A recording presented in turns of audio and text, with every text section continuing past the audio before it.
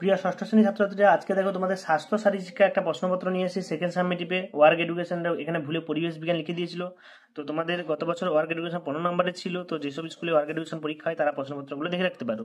প্রথম হচ্ছে জাতীয় পতাকার উপর দিকে কোন রং থাকে, জাতীয় পতাকার সবচেয়ে উপরে কোন রং থাকে তোমরা প্রত্যেকে জানো।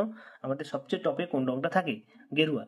তারপরে পালস অক্সানোমিটার কি কাজে ব্যবহার করে, ভারতের জাতীয় সঙ্গীত কে রচনা করেন। ফার্স্ট এড বক্সের গায়ে লাল রঙের যে প্রতীক চিহ্ন থাকে, আঁকা থাকে, ফার্স্ট এড বক্সের গায়ে লাল রঙের কোন প্রতীক চিহ্ন আঁকা থাকে, সেটা প্লাস চিহ্ন থাকে তোমরা জানো। এবং ফার্স্ট এড বক্সের এফ কথাটির অক্ষর মানে কি, এফ এর মানে কি। তারপরে বলছে দেখো ভারতের জাতীয় পতাকার দৈর্ঘ্য প্রস্থের অনুপাত কত। এটা তোমরা বই থেকে পাবে, দেখবে, না পারলে আমাকে উত্তর প্রশ্ন বলবে, আমি অবশ্যই উত্তরগুলো করে দেবো। তোমরা আগে বই থেকে খোঁজো, নিজেরা প্র্যাকটিস করলে তাহলে মনে থাকবে। আমি যদি ইজিলি বলে দিই তাহলে তোমাদের প্র্যাকটিস হবে না। শারীর শিক্ষা কাকে বলে, প্রাথমিক চিকিৎসা কাকে বলে, জাতীয় পতাকা রঙের সাদা রঙের অর্থ কি, অশোক চক্র কিসের প্রতীক, হিটস্ট্রোকের কারণ কি, এবং শীতলকারক স্প্রে কি কাজে লাগে, শীতল স্প্রেটা কি কাজে লাগে সেগুলো তোমাদেরকে বলতে হবে। এই হচ্ছে তোমাদের টোটাল প্রশ্নপত্র। তোমাদের ওয়ার্ক এডুকেশনে ভালো করে এগুলো প্র্যাকটিস করে, এখান থেকে অনেক পরীক্ষা হয়, অনেকের স্কুলে ওয়ার্ক এডুকেশন পরীক্ষা হয়, অনেকের হয় না। তো যাদের হয় সেটা তোমরা এখান থেকে দেখে নাও, ঠিক আছে।